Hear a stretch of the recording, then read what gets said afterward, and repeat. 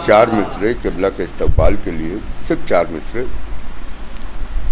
जनाब फ़ातिमा ज़हरा सल्लल्लाहु अलैहा के बारगाह में ये मिसरे हैं।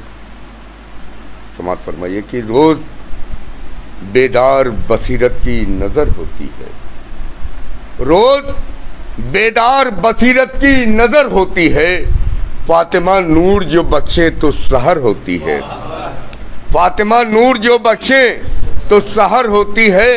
कार फरमाता तेरा हुस्ने कनात वरना, कार फरमाता तेरा हुस्ने कनात वरना, एक चादर में कहीं उम्र बसर होती है। आइए मैं नहायत अदब एहतराम के साथ खतीब अहले बैत आली जनाब सैयद ज़फ़रुल हसन ज़ैदी साहब से गुजारिश हूँ। ला हौला वला कुव्वता इल्ला बिल्लाहिल अलियुल अज़ीम। औज़ु बिल्लाहि मिनश शैतानिर लईनिर रजीम। बिस्मिल्लाहिर रहमानिर रहीम। अल्हम्दुलिल्लाहिल्लज़ी हदाना लिहाज़ा वमा कुन्ना लिनहतदिया लौला अन हदानल्लाह लक़द जाअत रुसुलु रब्बना बिलहक़ वस्सलातु वस्सलामु अला फ़िल अशरफ़िल अंबिया वल मुरसलीन सय्यदना व तबीब नुफूसना मौलाना व मौला सकलैन जद्दिल हसन वल हुसैन अबिल क़ासिम मोहम्मद वालैहि तय्यबीन ताहिरीन अल मासूमीन अल मज़लूमीन वलाअनतुल्लाहि अला अदाइहिम अजमईन मिन यौमिना हाज़ा इला क़ियाम यौमिद्दीन आमीन या रब्बल आलमीन। अम्मा बाद फ़क़त क़ाला रसूलुल्लाह सल्लल्लाहु अलैहि वसल्लम बिस्मिल्लाहिर रहमानिर रहीम इन्नी तारिकुन फ़ीकुमुस सकलैन किताबल्लाहि व इतरती व अहल बैती मा इन तमस्सकतुम बिहिमा लन तज़िल्लु बअदी व इन्नहुमा लन यफ्तरिका हत्ता यरदा अलैयल हौज़। सलावत पढ़ दे मोहम्मद।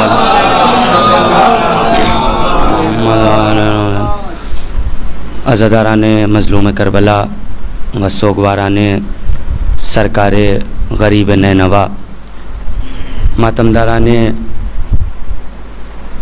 इमाम हुसैन अलैहिस्सलातु वस्सलाम, हमारी कौम के बुज़ुर्ग तशरीफ़ फरमाएँ, शोराए कराम का मजमा है। खुदा सबको, हमारे जितने बुज़ुर्गान यहाँ पर तशरीफ़ फरमाए, खुदा उनका साया हमारे सरों पर कायम फरमाए और हमें तौफ़ीक दे कि हम इमाम की अज़ा उस तरह से करें कि जिस तरह से करने का हक़ है।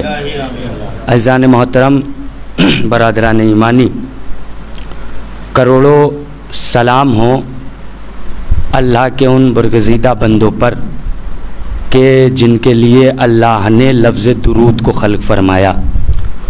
लाखों सलाम हो अल्लाह के उन मुर्तज़ा, मुज्तबा और मुस्तफ़ा बंदों पर सल्लल्लाहु अला मोहम्मद व आले मोहम्मद वाजिल फ़रजों, बंदों पर के जिनकी हर अदा को मशीयत ने शरीयत करार दिया है।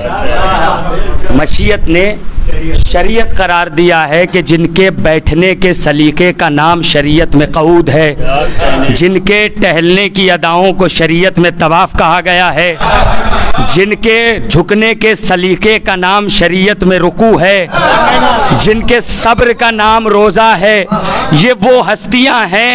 करोड़ों सलाम हो अल्लाह के उन बंदों पर कि जिन्होंने जबीन और ज़मीन के इत्तिसाल से सजदे जैसी अजीम इबादत को खल्क़ किया। हम ये समझते हैं, खुसूसी तवज्जो, एक एक लफ्ज़ पे तवज्जो चाहता हूँ, बिना किसी मुकदमे और बिना किसी तमहीद के अपनी गुफ्तगू का आगाज़ इसलिए किया है कि वक्त बहुत ज़्यादा हो गया है। आप भी काफ़ी देर से यहाँ पर तशरीफ़ फरमा है। आपकी थकान का अंदाज़ा लगाते हुए और जिस तरह से आप माशाल्लाह बैठे हुए हैं, अपनी गुफ्तगू का आगाज़ मैंने बहुत जल्दी कर दिया है।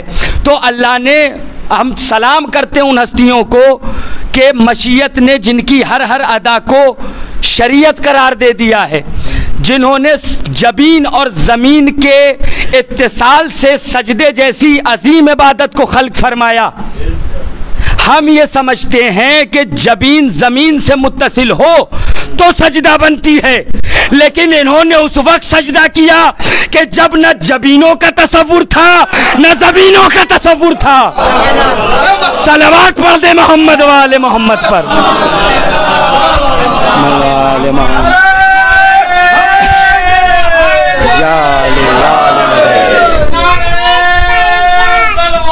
अल्लाहुम्मा सल्ली अला मोहम्मद वाले मोहम्मद। इन्होंने उस वक्त सजदा किया कि जब न जबीनों का तसव्वुर था न ज़मीनों का तसव्वुर था।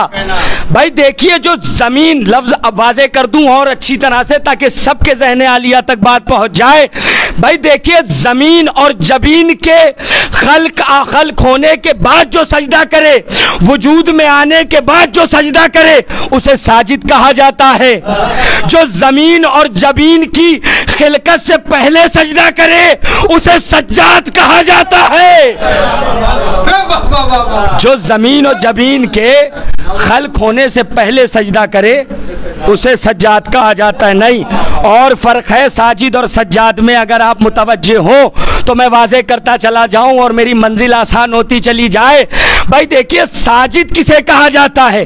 साजिद कहते हैं सजदा करने वाले को, यानी जब तक सजदा कर रहा है साजिद है। आप हैं सामे, जब तक सुन रहे हैं मजलिस, जब तक सामे है, लेकिन आप इधर से उठ के गए, आप नहीं रहे सामे, तो साजिद का तर्जुमा है सजदा करने वाला, लेकिन सज्जाद का तर्जुमा सजदा करने वाला नहीं। सजदा करने वाले का मतलब है साजिद, मगर सज्जाद का तर्जुमा सजदा करने वाला नहीं। सज्जाद उसे कहा जाता है कि जिसकी तबीयत में सजदा हो, जिसके मिजाज में सजदा हो, जिसकी तीनत में सजदा हो। जो बैठे तो सजदे की हालत में, उठे तो सजदे की हालत में, चले तो सजदे की हालत में। नहीं, और वाज़े कर दूं, साजिद और सज्जाद में एक और फर्क है।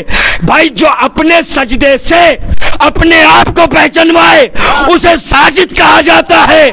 जिसका सजदा खुदा को पहचानवा दे उसे सज्जाद कहते हैं।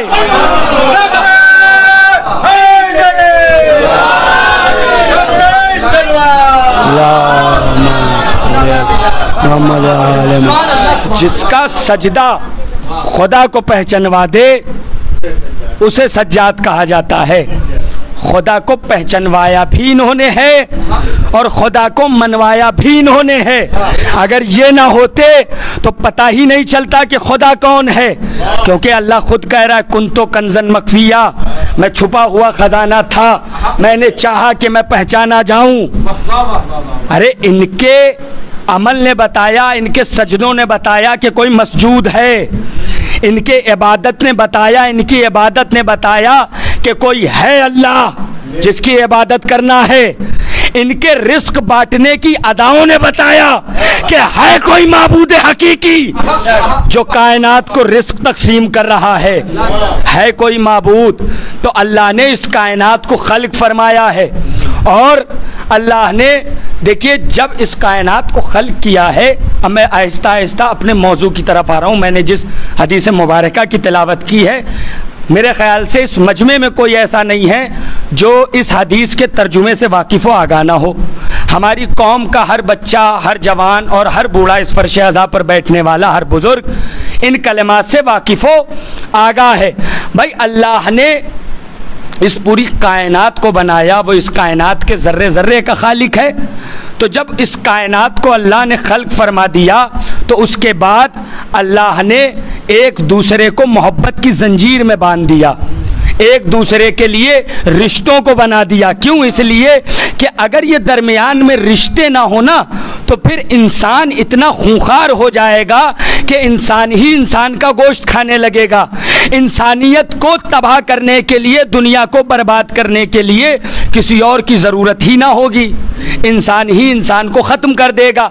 इसीलिए उस खुदाए वहदहू ला शरीक ने, उस हकीम व दाना ने, उस खुदावंद आलम ने इंतज़ाम ये किया कि रिश्ते बनाए, रिश्तों में तकसीम किया, कौमों में तकसीम किया, कबीलों में तकसीम किया और रिश्ते बनाए।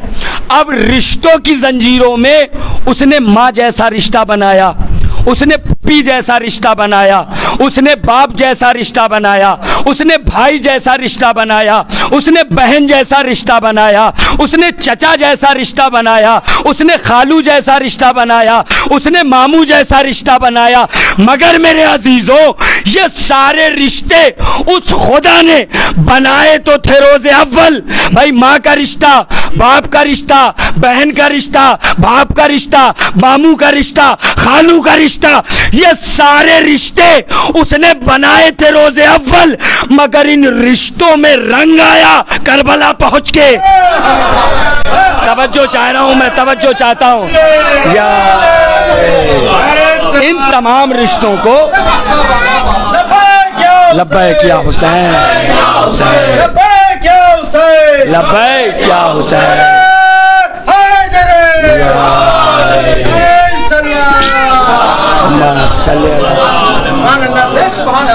ये सारे रिश्ते उसने बनाए तो थे रोज़े अव्वल, मगर इन रिश्तों में रंग आया करबला पहुंचकर। क्यों? इसलिए कि इससे पहले भी माँ होती थी, इससे पहले भी बाप होता था, इससे पहले भी चचा होता था, इससे पहले भी भतीजा होता था, नहीं फिकरा कहूं, इससे पहले भी चचा होता था, इससे पहले भी भतीजी होती थी। लेकिन करबला पहुंच के ये बात साबित हुई कि अगर चचा का रिश्ता बनाया तो ये रिश्ता कैसा होता है, ये जनाबे अब्बास बताएंगे।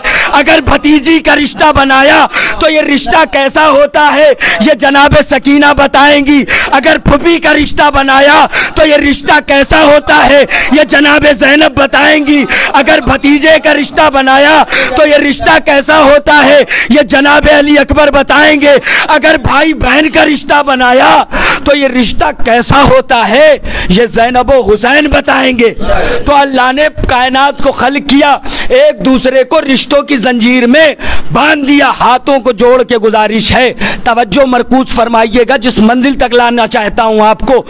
अजीजों, अल्लाह ने जब कायनात को खल्क कर दिया, रिश्ते बना डाले, एक दूसरे को रिश्तों की जंजीर में बांध दिया, तो जब तक, बुजुर्गों से दुआएं चाहता हूं इस जुमले पर, तो जब तक हम अकेले थे, जब तक मरकज़े जिंदगी कुछ भी रहा हो, लेकिन जैसे ही आगोश में औलाद आई, सिलसिला नस्ल कायम हुआ, अब एक एक पल इस बात पर सर्फ हो रहा है कि अच्छा मकान बनवा ले ताकि बच्चों के सर छुपाने की जगह हो जाए, अच्छा पैसा कमा ले ताकि बच्चों को किसी के दरवाजे पे ना जाना पड़े, अच्छा स्कूल मिल जाए ताकि बच्चे जाहिल और गुमराह न रहने पाए, अच्छी सोसाइटी, अच्छा समाज मिल जाए ताकि बच्चे बद तहजीब न रहने पाए। इसका मतलब एक एक पल बच्चों की फिक्र में गुजर रहा है। भाई हम मकान बनाएंगे, अपने लिए नहीं, औलाद के लिए तालीम का इंतजाम करेंगे, अपने लिए नहीं, औलाद के लिए पैसे कमाएंगे, मगर अपने लिए नहीं, औलाद के लिए अच्छी सोसाइटी, अच्छा समाज तलाश करेंगे, मगर अपने लिए नहीं, औलाद के लिए। इसका मतलब एक बुजुर्ग खानदान अपनी पूरी जिंदगी का मरकज अपनी औलाद को बनाता है कि औलाद को इस हाल में छोड़ के ना जाए कि ये जाहिल और गुमराह रह जाए, ये बिदर बदर भटके। तो भाई मैं आपसे सवाल करना ये चाहता हूँ कि ये बताइए कि जब हम जैसे पस्त लोग जब अपने बाद के लोगों के लिए हम इतना सोच रहे हैं और पैगंबर इस दुनिया से यूं ही चले जाए, उम्मत के लिए कुछ ना सोचे, उम्मत के लिए, उम्मत के लिए कुछ ना सोचे, पैगंबर इस दुनिया से यूं ही चले जाए। भाई जब हम अपने बात के लोगों के लिए इतना सोच रहे हैं तो फिर पैगंबर तो बिना सोचे जाएंगे नहीं, पैगंबर सोचेंगे जरूर।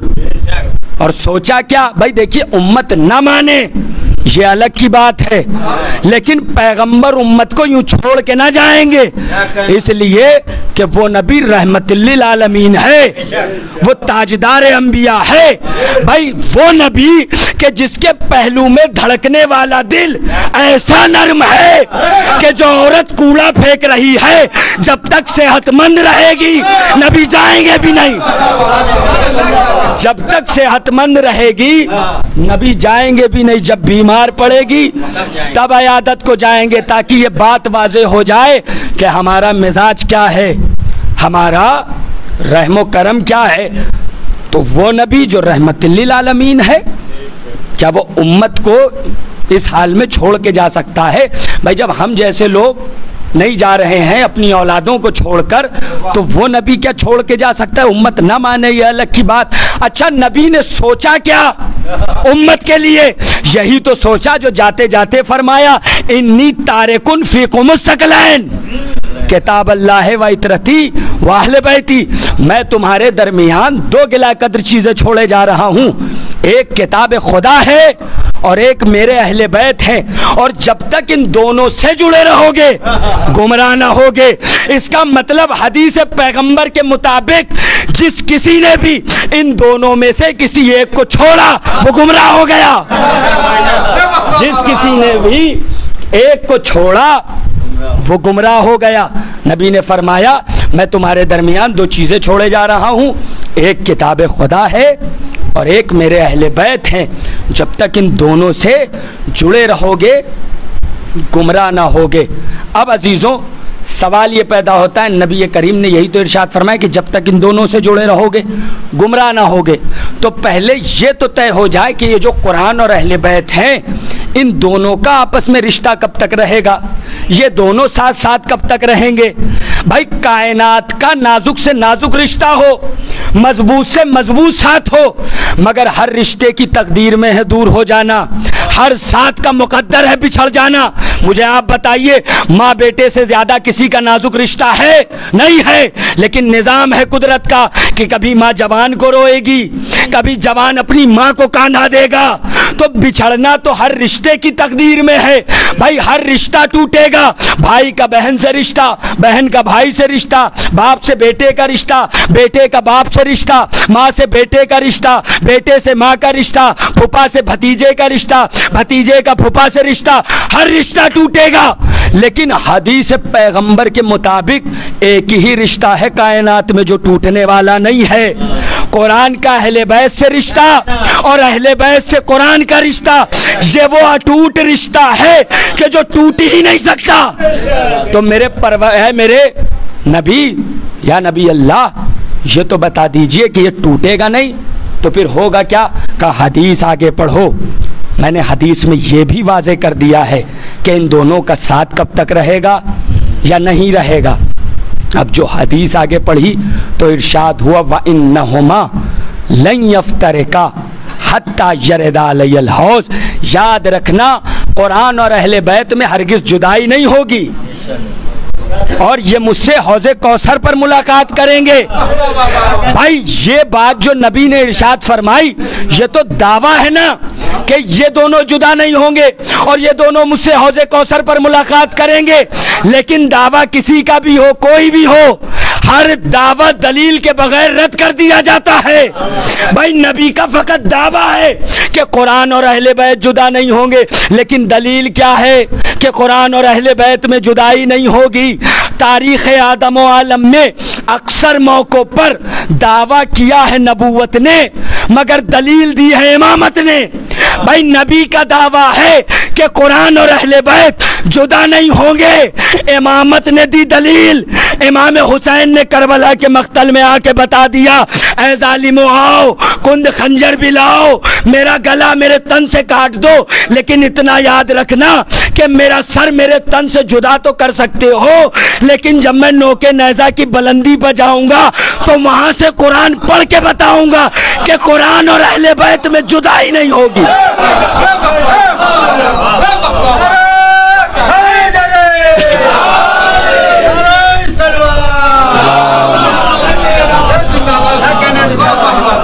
कुरान और अहले बैत में जुदाई नहीं हो सकती।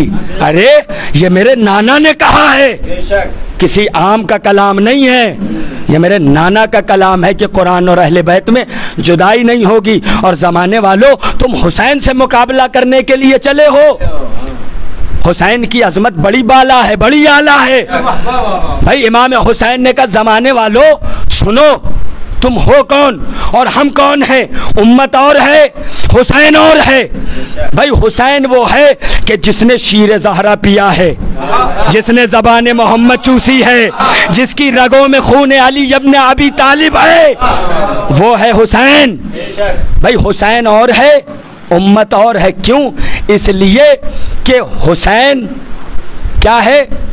इमाम हुसैन की अज़मत, इमाम हुसैन का मकाम, इमाम हुसैन की बुलंदी बड़ी आला है, बड़ी बाला तर है। ज़माने वाले इमाम हुसैन से मुकाबला करने के लिए निकले हैं। अरे उम्मत और अहले बैत में बड़ा फ़र्क है मेरे सरकार, बड़ा फ़र्क है। अब मैं फ़र्क वाज़े कर दूं, क्योंकि शोराए कराम तशरीफ़ फरमा है और खतीब का काम होता है कि बात को फैला के बताना, शायर का काम होता है सियाको सबाक समेट के लुब्बे लुबाब दे देना, है ना। तो बस दो जुमलों में बात को वाज़े कर दूं, उम्मत और है, अहले बैत और है। भाई उम्मत कुरान पढ़ती है तो उम्मत का मुसलमान होना साबित होता है। अहले बैत कुरान पढ़ते हैं तो कुरान का अल्लाह का कलाम होना साबित होता है, कुरान का अल्लाह का कलाम होना साबित होता है। और अजीज़ान मोहतरम, अल्लाह ने तहजीब, देखिए हर खानवादा अपनी तहजीब से ही पहचाना जाता है। जैसी तहजीब होगी वैसा खानवादा होगा। बनी हाशिम भी अपनी तहजीब से पहचाने जाते हैं, बनी उमैया भी अपनी तहजीब से पहचाने जाते हैं। भाई बनी हाशिम की तहजीब क्या है? बनी हाशिम की तहजीब ये है कि कातिल को शरबत पिलाना। बनी उमैया की तहजीब ये है कि मेहमान को धोखा देना। बनी हाशिम की तहजीब है मेहमान को धोखा देना। तो तहजीब खानवादे की पहचान होती है, जैसी तहजीब होगी वैसा खानवादा होगा। इसीलिए बच्चे को बचपने से ही सिखाया जाता है, बेटा ऐसे नहीं ऐसे बोलना, ऐसे नहीं ऐसे बात करना, अपने बराबर वालों से ऐसे बोलना, अपने बड़ों से कभी तुम करके बात ना करना, अपने बच्चों अपने छोटों से बड़ी मोहब्बत से बात करना। ये तहजीब सिखाई जाती है। और यही तहजीब है कि जो जनाब सानिया ज़हरा ने हमें इस फर्श अज़ा की सूरत में जो मदरसा दिया, इसलिए कि हुसैन के चाहने वाले एक तहजीब से जुड़े रहें, एक तहजीब से मुतमस्सिक रहें। ये एहसान है शहज़ादी का कि जिन्होंने हमें फर्श अज़ा जैसी अजीम बुलंदी अता की। तो खानवादा तहजीब से पहचाना जाता है। अब मुझे आप ये बताइए, मैं सवाल करना चाहता हूँ बड़ी माजरत के साथ, आप में से इतना मजमा है, मुझे आप ये बता दीजिए कौन है ऐसा कि जिसे अपने वालिद का नाम याद ना हो, जिसे अपनी माँ का नाम याद ना हो, जिसे अपने भाई का नाम याद ना हो, जिसे अपने दादा का नाम याद ना हो? तो कहेगा भैया सब हम जानते हैं। तो फिर मुझे ये बताइए कि जब माँ का नाम भी जानते हैं, बाप का नाम भी जानते हैं, दादा का नाम भी जानते हैं, तो क्या जब घर पे हम और आप बुलाते हैं तो माँ को क्या नाम लेके बुलाते हैं? का नहीं, ये हमारे घर की तहजीब नहीं है। तहजीब घरानों की, मुहज़्ज़ब घरानों की तहजीब ये है कि जब भी छोटा अपने से बड़े को बुलाएगा तो नाम से नहीं बुलाएगा, रिश्ते से बुलाएगा, रिश्ते से बुलाएगा। भाई माँ का नाम याद है लेकिन नाम नहीं लेंगे अम्मी जान, बाप का नाम याद है लेकिन नाम नहीं लेंगे बाबा जान, बड़े भाई का नाम याद है लेकिन नाम नहीं लेंगे भाई जान, दादा का नाम याद है मगर नाम नहीं लेंगे दादा जान। तो यानी छोटा बड़े को जब भी बुलाएगा तो नाम से नहीं बुलाएगा, रिश्ते से बुलाएगा। लेकिन बड़े को यह हक हासिल है कि अगर वो अपने से छोटे को बुला रहा है तो नाम लेके बुला सकता है। तो यानी औलाद अपने बाप का नाम नहीं लिया करती। तो मैं कहूँगा अभी छोटा बच्चा है, अगर नाम ले भी रहा है तो इसमें हर्ज क्या है? कोई शरई हुक्म तो है नहीं। का नहीं, आप समझे नहीं। असल में बात यह है कि अगर कोई बाहरी बैठा हुआ और मेरे बेटे ने उसके सामने मेरा नाम ले लिया तो आने वाला कहेगा कि बच्चा कितना बदतहजीब है, बाप ने तहजीब तक ना सिखाई, अरे अपने बाप का नाम ले रहा है। इसका मतलब बच्चे की तहजीब बताती है कि बाप की तहजीब क्या है, बच्चे की औलाद की ज़बान बताती है कि बाप की ज़बान क्या है। तो जब ये तय हो गया कि बेटे की ज़बान बताती है कि बाप की ज़बान क्या है, तो ज़रा सोचिए तो सही उस अबू तालिब की ज़बान का मेयार क्या होगा जिसका बेटा खाना काबा में आते ही तौरात भी पढ़े, इंजील भी पढ़े, ज़बूर भी पढ़े। सलवात पढ़ दे मोहम्मद वाले मोहम्मद पर।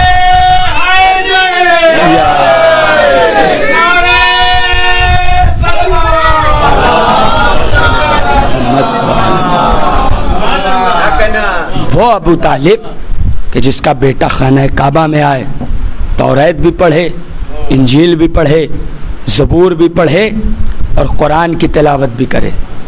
देखिए मेरे सरकार मौलाए कायनात की खाना काबा में विलादत हुई,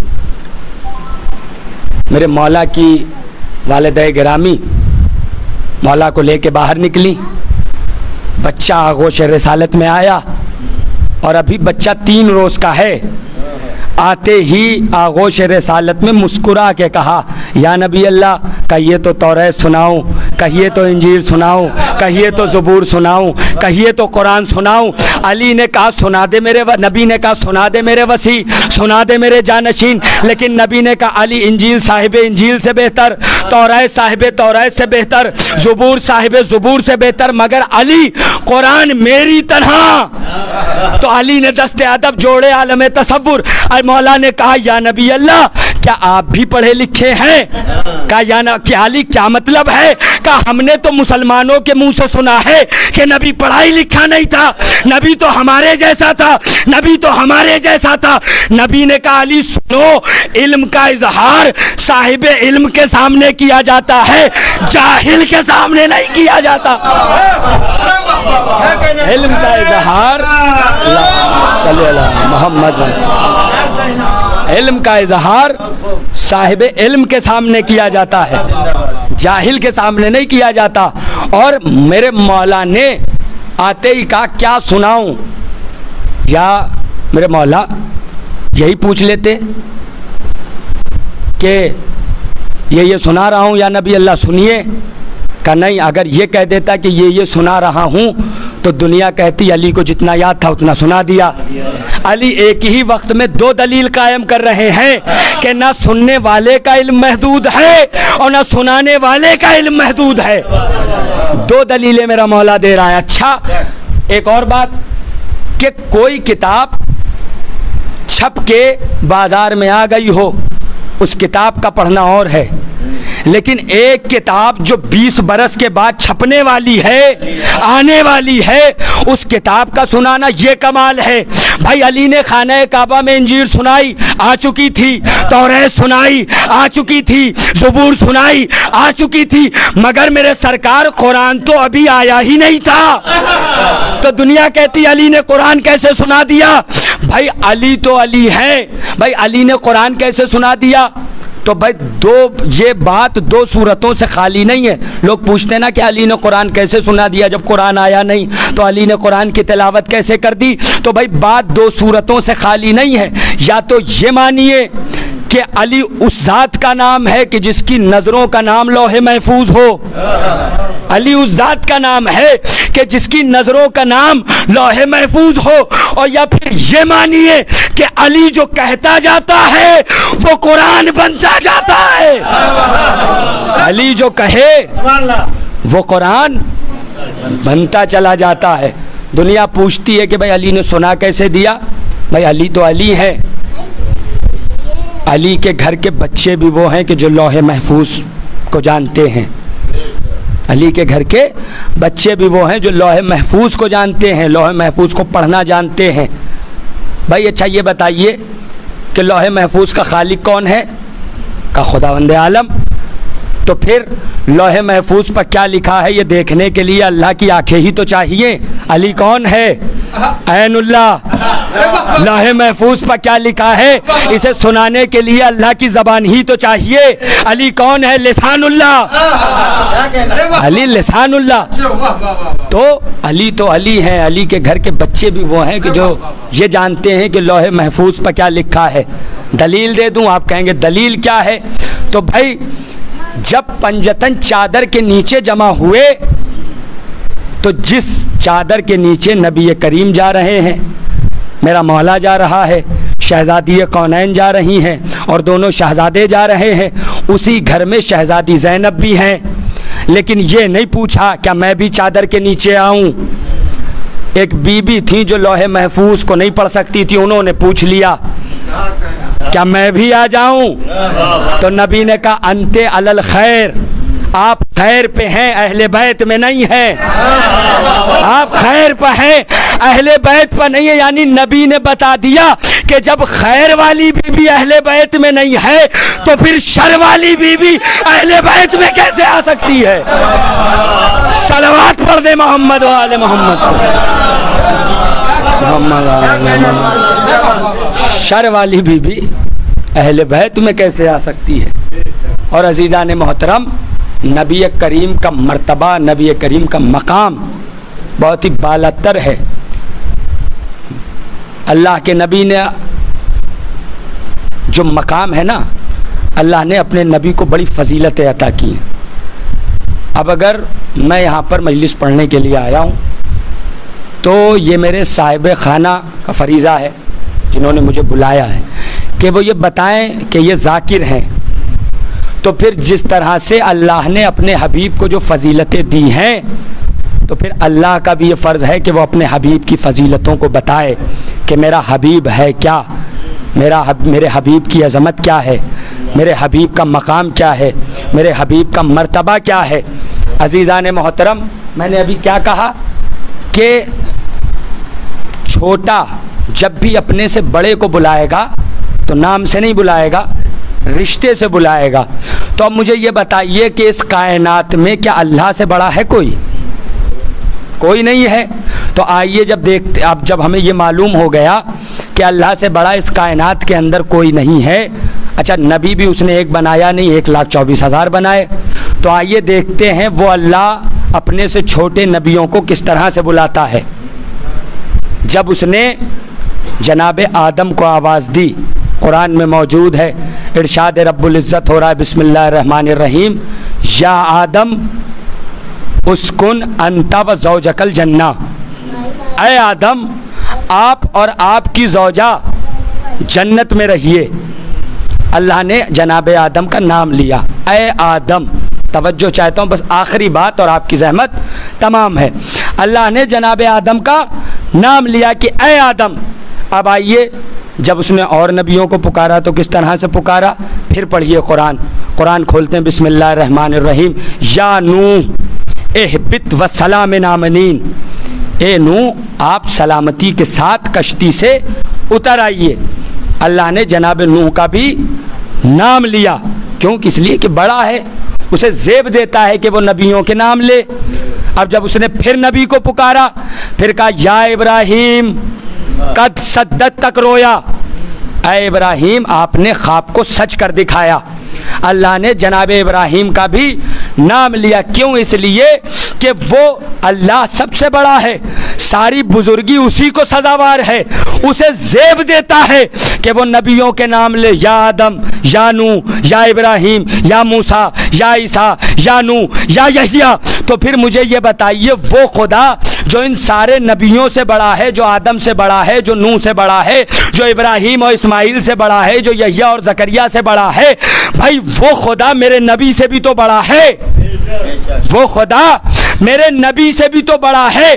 तो हम ये सोच रहे थे कि जिस तरह से अल्लाह बाकी नबियों को नाम ले ले के बुला रहा है, इसी तरह से वो खुदा मेरे नबी को भी नाम ले ले के बुलाएगा, नाम ले ले के बुलाएगा। लेकिन जब हमने तारीख का मुतालिया किया और कुरान पढ़ा तो हमें पता चला कि बेशतर मौक़ों पर अल्लाह ने जब अपने हबीब को बुलाया तो दो जावियों से बुलाया, या तो लक़ब से बुलाया और या फिर मनसब से बुलाया।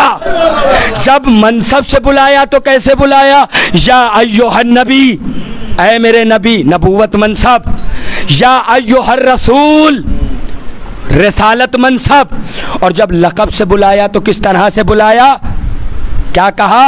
यासीन, ऐ सैयदो सरदार, ताहा, ऐ तैयबो ताहिर, मुद्दस्सिर, या अय्युहल मुज़म्मिल, ए कमली वाले, ए चादर वाले, ए चादर ओढ़ने वाले, ए कमली ओढ़ने वाले। यानी अल्लाह ने अपने हबीब को या तो लक़ब से बुलाया है या तो मनसब से बुलाया है। तो मेरे परवरदिगारा ये तो बता दे कि तूने अपने हबीब को नबी कहा, बेशक तेरा हबीब नबी है। तूने अपने हबीब को रसूल कहा, बेशक तेरा हबीब रसूल है। तूने अपने हबीब को ताहा कहा, बेशक तेरा हबीब तैयब व ताहिर है। तूने अपने हबीब को यासीन कहा, बेशक तेरा हबीब सैयद व सरदार है। मगर ऐ मेरे माबूद, ये क्या? मुज़म्मिल, कमली वाले, मुद्दस्सिर, चादर वाले, ये क्या है? अल्लाह ने कहा अभी तुझे कैफियत इश्क का अंदाज़ा नहीं है। क्या मतलब मेरे परवरदिगारा? कहा फ़कत मोहब्बत महबूब से नहीं की जाती, फिर कहा महबूब से जो शय मंसूब हो जाए मोहब्बत उससे भी की जाती है, सिर्फ महबूब से मोहब्बत नहीं की जाती। ठीक है मेरे परवरदिगारा, तू महबूब से मोहब्बत कर रहा है तो उससे कमली और चादर मंसूब हो गई तो उससे भी तू मोहब्बत करने लगा। मगर मेरे परवरदिगारा ये क्या फ़लसफ़ा है कि तू उस कमली और चादर का जिक्र कुरान मजीद में कर रहा है? ये क्या फ़लसफ़ा है? एक मर्तबा आवाज़ खुदा आई, आवाज़ खुदावंदे आलम आई कि ऐ मेरे नादान बंदे, तुझे नहीं पता कमली देखने में तो फ़कत एक कपड़े का टुकड़ा है, लेकिन इसने अपनी हैसियत भर मेरे नबी को अपनी आगोश में छुपाया। कमली चादर एक देखने में फ़कत कपड़े का टुकड़ा है, लेकिन इसने अपनी औकात भर मेरे नबी को अपनी आगोश में ढापा। तो मैं कहूँगा है मेरे परवरदिगार, ये बता ठीक है तूने जे तेरे हबीब के जिस्म मुताहर को इस कमली और चादर ने कुछ पलों के लिए, कुछ घंटों के लिए ढांप लिया, अपनी आगोश में ले लिया। तो अब मैं आपसे सवाल करना चाहता हूँ, ये बताइए कि कमली कितनी देर साथ रहती है, चादर कितनी देर साथ रहती है? कहा चंद घंटे। तो फिर लोगों को सोचना चाहिए ना कि जो कमली और चादर चंद घंटों के लिए मोहम्मद को अपनी आगोश में ले ले, अल्लाह उसे तो भूल नहीं रहा। और वो अबू तालिब जो मोहम्मद को पूरी जिंदगी अपनी आगोश में परवान चढ़ाए, अल्लाह उसे कैसे भूल सकता है? खुदा उसे कैसे फरामोश कर सकता है? आलमे इस्लाम को दरवाज़ा अबू तालिब पर सजदा करना चाहिए कि ऐसा नबी मिला, इस्लाम मिला, दीन मिला, कलमा मिला। आलमे इस्लाम को सजदा करना चाहिए दरवाज़ा अबू तालिब पर। और ये जनाब अबू तालिब का ही खून था कि जो करबला में बहा है। ये जनाब अबू तालिब का ही लहू है जो करबला में। अजीज़ान मोहतरम, हम आहिस्ता आहिस्ता 40 से करीब हो रहे हैं। और अभी ऐलान भी हुआ है, नाज़िम मजलिस ने ऐलान भी फरमाया कि आप सब हजरात 40 के जुलूस में शरीक हों। अजीज़ों, 40 पे करोड़ों का मजमा जाता है, लेकिन परेशान सारी दुनिया है कि भाई ये इतना खर्च अज़ादारी पे कैसे हो जाता है, और क्या है, कैसी मोहब्बत है ये इन्हें इमाम हुसैन से कि लाखों रुपए हुसैन के नाम पे खर्च कर देते हैं, ना भी हो तो कर्ज लेके आज़ादारी करते हैं। अजीज़ों, 40 की ज़ियारत के लिए मैंने एक रिसाले में ये बात पढ़ी, 3 फजीलतें हैं ज़ायर इमाम हुसैन की, वो अर्ज़ कर दूँ उसके बाद रब्त मसाइब हैं। वो 3 फजीलतें क्या है कि जब भी इमाम का ज़ायर जो कब्र इमाम हुसैन की ज़ियारत करने के लिए अपने घर से निकलता है, जिस दिन से निकलता है और जब ज़ियारत करने के लिए जाए, जिस दिन से निकले उस दिन से लेकर जब तक वो अपने घर वापस ना आ जाए, यानी ज़ियारत में जब तक मसरूफ़ रहेगा, वो अय्याम उसकी उम्र में शुमार नहीं किए जाते। अल्लाह उन अय्याम को उसकी उम्र में शुमार ही नहीं करता। इसीलिए कहा जाता है कि इमाम की ज़ियारत के लिए जाइए ताकि उम्र दराज हो, यानी जितना वक्त हम इमाम की कब्र मुताहर की ज़ियारत के लिए सर्फ कर रहे हैं वो सारा वक्त हमारी उम्र में नहीं शुमार किया जाएगा। दूसरी फजीलत ये है कि जब भी ज़ायर करबला इमाम के कब्र मुताहर की गुंबद के नीचे कोई दुआ मांगे, ये मुमकिन नहीं है कि अल्लाह उस दुआ को रद्द कर दे। ये मुमकिन ही नहीं कि खुदावंद आलम उस दुआ को रद्द कर दे। तीसरी फजीलत क्या है, जिसके लिए चौथे इमाम का कौल है कि इमाम फरमा रहे हैं कि हमारे जद्द मजलूम करबला की ज़ियारत करने के लिए आओ, अगर तुम्हारे पास पैसे नहीं है तो कर्ज लो, हम जामिन हैं कि तुम ज़ियारत करके घर पलट नहीं पाओगे, तुम्हारा कर्ज अदा हो जाएगा। तुम ज़ियारत करके अपने घरों को नहीं आ पाओगे, तुम्हारा कर्ज अदा हो जाएगा। और अजीज़ों, करबला की ज़ियारत के लिए एक एक उठने वाला कदम कई हजों का सवाब देता है, कई हजों का सवाब देता है। अजीज़ों, हम लाखों रुपए खर्च करने के बाद हज पर जाएँ तो ये कोई गारंटी नहीं है कि हज कबूल हुआ भी है कि नहीं। हम अपने घर में हज की दावत करके लोगों से कहते हैं कि दुआ फरमाइएगा कि अल्लाह ने हमारे इस हज को कबूल फरमाया हो, लेकिन अजीज़ों, करबला की ज़ियारत के लिए ये है कि करबला की ज़ियारत के लिए जो भी ज़ायर जाता है उसे 100 हज मकबूला का सवाब मिलता है, यानी जो 100 हज उसके कबूल हो चुके हों। इमाम रिवायतें हैं, अहादीस हैं अइम्मा की, इमामों की इसके हवाले से। अजीज़ों, 40 करीब है और एक बहन अपने भाई का चहलुम मनाने के लिए करबला की तरफ आ रही है।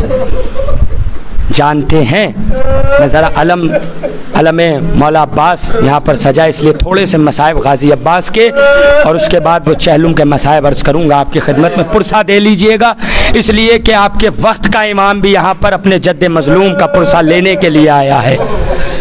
आपके आँखों से निकलने वाले आंसुओं को देखकर ये एहसास हो रहा है कि वो बीबी शिकस्ता पहलुओं वाली इस मजलिस में आ गई है और एक एक आँख के सामने अपने रुमाल को करके कह रही है, मेरे लाल पे रोने वालों, मेरे लाल के ज़ख्मों का मरहम दे दो। जानते हैं, जब करबला के मैदान में बनी हाशिम के शेर को इजाज़त मिली, सरकार गाजी अब्बास को इजाज़त मिली है ना, तो ये ख़बर जनाब ज़ैनब के खैमे में आई कि जनाब अब्बास जंग के लिए जा रहे हैं, पानी लेने के लिए जा रहे हैं। एक मर्तबा जनाब ज़ैनब ने जनाब फ़िज़्ज़ा से कहा, है फ़िज़्ज़ा, ज़रा मेरे शेर को खैमे में तो बुलाओ। जनाब अब्बास हाथों को बांध कर एक मर्तबा जनाब ज़ैनब के खैमे के दर पर खड़े हुए और सलाम अर्ज़ किया कि मेरे शेर ज़रा अंदर तो आओ। जनाब अब्बास अंदर गए, दो जानू बैठ गए। एक मर्तबा शहज़ादी ने कहा, अब्बास ज़रा खड़े हो जाओ। मेरा मौला खड़ा हो गया। जनाब अब्बास तवीलुल क़ामत हैं। एक मर्तबा जनाब ज़ैनब ने अपने दोनों हाथ अपने भाई की गर्दन में डाले और एक जुमला कहा, तसव्वुर कर लीजिएगा इस जुमले को।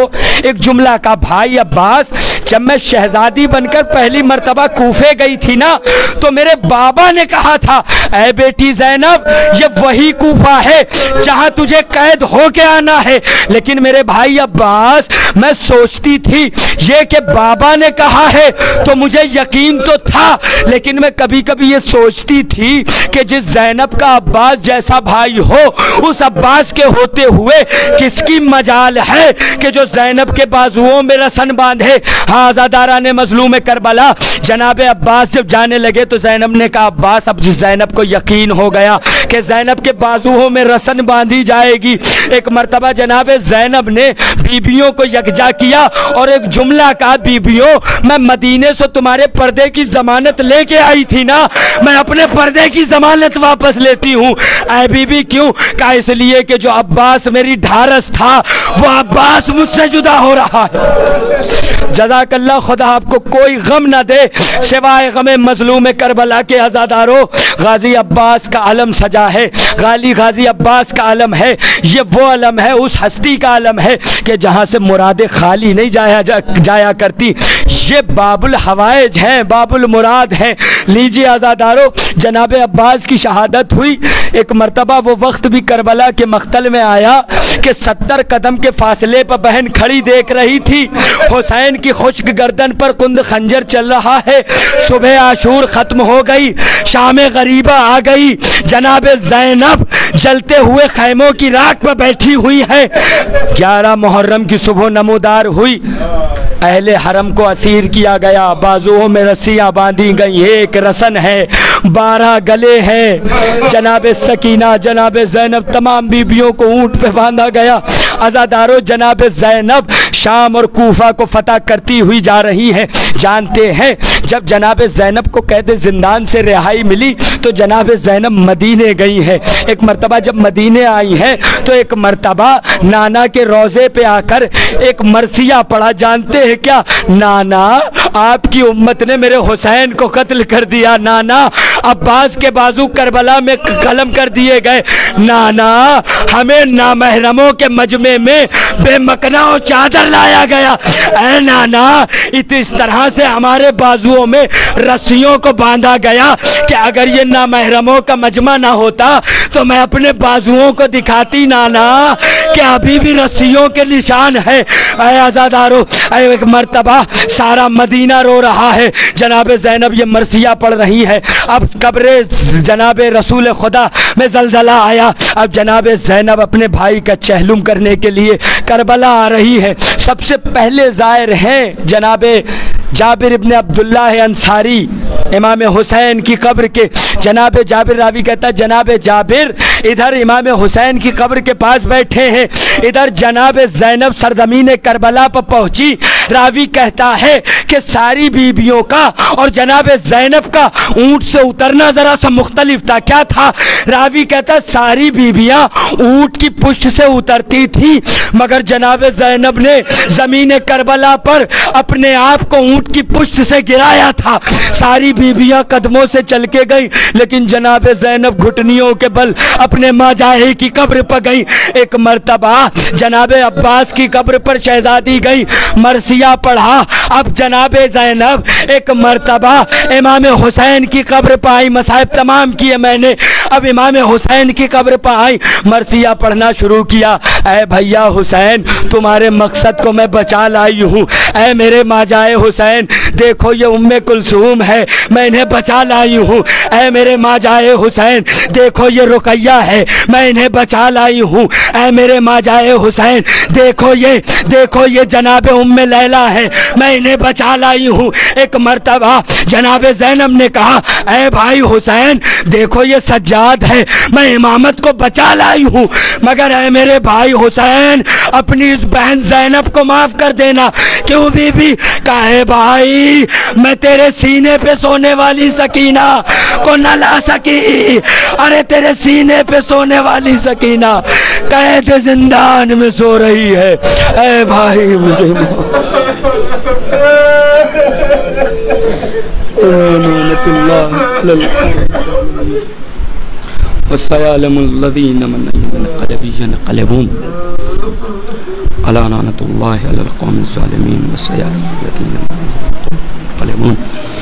बारला हमारी पहली और आखिरी दुआ हमारी इबादतों में बस यही है कि हमारे आखिरी इमाम के ज़हूर में जल्द से जल्द ताजील फरमा, हमें उनके नासरीन व अंसार में शुमार फरमा। जितने भी हाज़रीन मजलिस हैं उनकी तमाम दिली जायज़ तमन्नाओं को पूरा फरमा। परवरदिगारा, जो इस मजलिस में बीमार हैं उनको जल्द से जल्द शिफाए कुल्ली अता फरमा। बारला तुझे मोहम्मद वाले मोहम्मद का वास्ता, जो बेरोज़गार हैं उन्हें रोज़ी अता फरमा, जो बरसरे रोज़गार हैं उनकी रोज़ी में दिन दुनी रात चौगनी तरक्की अता फरमा। बारला जो बे औलाद हैं उन्हें करबला की उजड़ी हुई गोदियों के सदक़े में जल्द से जल्द और औलाद नरीना अता फरमा। बारला हमारे इमाम के ज़हूर में ताजील फरमा, हमें उनके नासरीन व अंसार में शुमार फरमा।